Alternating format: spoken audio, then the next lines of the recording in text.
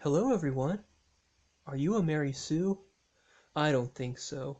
You're probably a real person with flaws that you're trying to fix, and you probably live in the same world I do, where the plot doesn't bend to your will.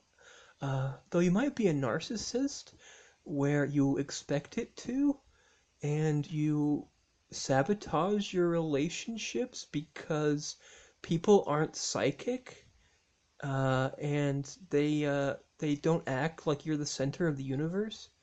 Um, so that's good. You're not a Mary Sue. You're not a fictional character. I guess that's a win for you. Um, but Mary Sue characters are characters without any flaws. Um, I'm using that in a metaphorical sense because a lot of Mary Sues have flaws, but they're minor flaws that the author is charmed by and is working really, really hard to convince the readers to be charmed by too.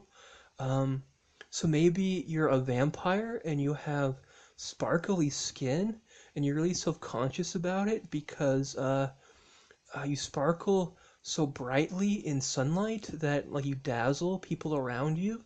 Um, and so you have a bit of a complex about that, but your crush at high school, they think it's the coolest thing. You give them a piggyback ride up into the mountains to show them um, that you have sparkly skin, uh, because usually wear a sweatshirt at school to hide your skin, and so obviously that makes you super interesting to the most popular girl in school. Uh, and so she gives you a piggyback ride on top of a mountain, and you show her your sparkly skin, and she is just floored by how pretty it is, because all girls like sparkles. Um, and yeah, in your life, for some reason, as soon as the author got a hold of your life, everything went your way, even though you probably still don't think you deserve it because you're super humble. Um, and you're perfect in every way, even though you probably don't see it, because you're just that good of a person. Yeah, and that you're a Mary Sue, uh, and your life is great. Um, yeah, today I want to talk to you guys about the Mary Sue character trope and how I actually like the character trope. I haven't actually written any Mary Sues, and I don't like writing Mary Sues. Um, I have, I mean, that's not true, because I do write stories where I'm a Mary Sue, but that's just like normal fantasies. But I'm not actually, writing serious stories with Mary Sues. Though I actually plan to in the future, because I think they're a very interesting type.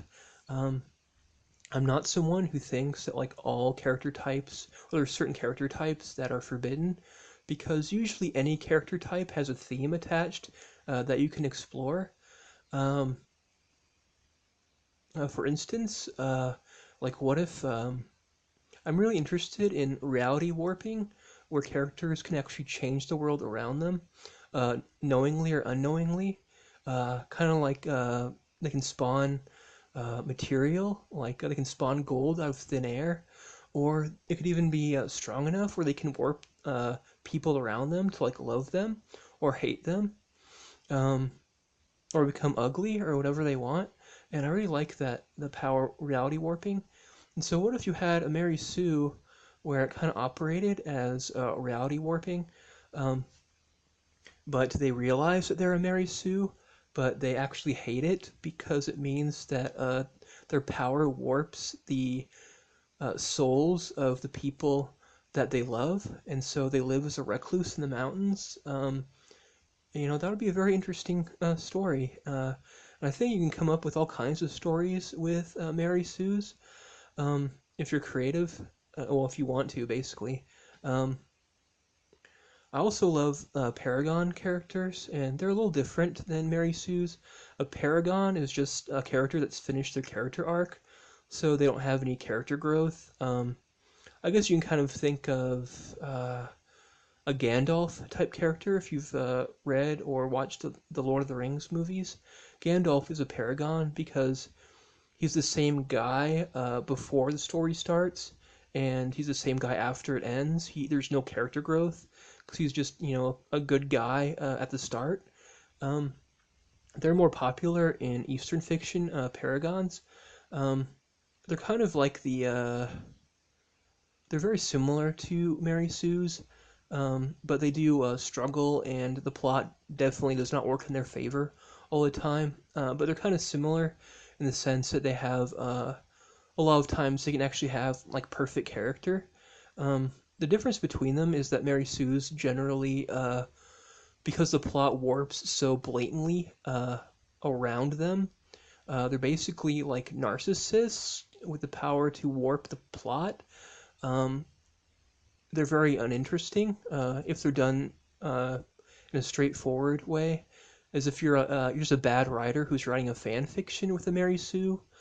Um, then the Mary Sue is pretty boring because they tend to all seem the same. They have like, cause, there's minor character differences. Like one Mary Sue might be tall, one might be short, and one might have a slightly different personality. But all that gets kind of gets run over by the fact that they are too perfect, and so the readers can't really put themselves in their shoes because people don't usually, I guess, unless you're a narcissist, don't think that the world revolves around you, and so it's hard to resonate. I'm trying to think of a word uh, to uh, mm, to bond with a character where that just naturally happens to them. Um, let's see, what else I want to say. I mean, Mary Sue's are popular because people can live through them. And it's like, power fantasy. Like I have, power fantasies. Mine are usually a little bit different. Mine are more relational fantasies, I guess you could say. That's actually how I create a lot of my stories, is putting myself in. I'm basically a paragon. I guess you could consider me a Mary Sue, because since the stories are fantasies, they kind of bend to my will, and that's how I explore characters and themes when I'm trying to find a new story to write. Yeah, but Mary Sue's are popular because people like imagining really good scenarios for characters that they like. And I do too. Um, yeah, I was thinking the other day that it'd be cool if there was a Mary Sue, uh, that there's a Mary Sue in the real world, and this is an example of one of my fantasies. There's a Mary Sue in the real world, and she loves me, of course, because I'm cool and stuff, and uh, she turns water into yoo-hoo for me, and I could say to her, "You turned water into yoo-hoo for me? Thanks, sweetie." And that's kind of would summarize our relationship, where uh, since she loves me, and she's very agreeable, she uses her Mary Sue powers to please me instead of her, which I think that's an interesting idea. Those are the kind of the goofy, corny fantasies I have a lot of the time. But they inspire me to write, to find stories that are interesting. Um, Mary Sue's could also work in stories where the plot doesn't matter and everything is random. You can just use them to amuse the audience. I'm not sure how you'd get around them. I guess the randomness would kind of get around the Mary Sue's not being relatable because the audience is laughing at the shenanigans instead of there's really no room for them to think about how they're not bonding with the main character because you could even have it where since the plot is so random, like every character is a Mary Sue, or you could even write a plot where every character is a Mary Sue, and the plot is trying to warp itself around each of their narcissistic little worlds. And I think that could be a very amusing story. Maybe I'll write that story. Um, um, I also think that characters don't really need flaws to be interesting, like paragons, for example. But I think Mary Sue's can certainly uh, fit in uh, fit that idea too. Uh, there are a lot of different Mary Sues, Mary Sue types. If you go to TV tropes, It's a website I go to quite a bit for inspiration. They have a list of different Mary Sue types that you can research. And I think, yeah, I'm positive you can make very interesting stories with Mary Sue's as long as you view them as either amusement or as a plot device to explore a theme or a moral. I think they can work really well in that regard. I think that's pretty much everything I had to say. Oh yeah, I thought about the video I made the other day about morally gray characters and how just saying something is bad doesn't make it bad. You have to show the reader that something's bad. So saying dark magic is bad because it uses souls, creatures' souls, isn't bad because it's totally fine to use some creatures' souls like chickens. And then it got me thinking, like, wouldn't it be convenient? And I guess this is another fantasy.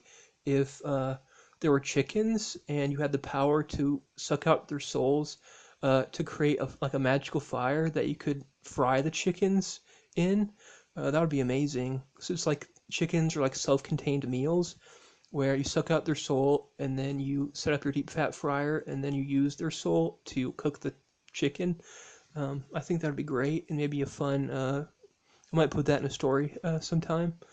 But I think that's all I have to say about Mary Sue's.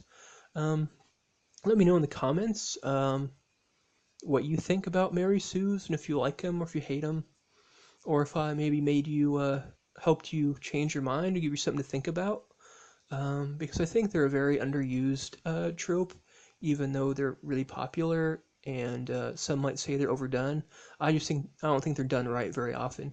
I'd also be interested if you guys know of any stories with Mary Sue's that are good, that are interesting, and why they're interesting. Um, so yeah, I think thank you guys for listening to me, and I'll see you in the next video.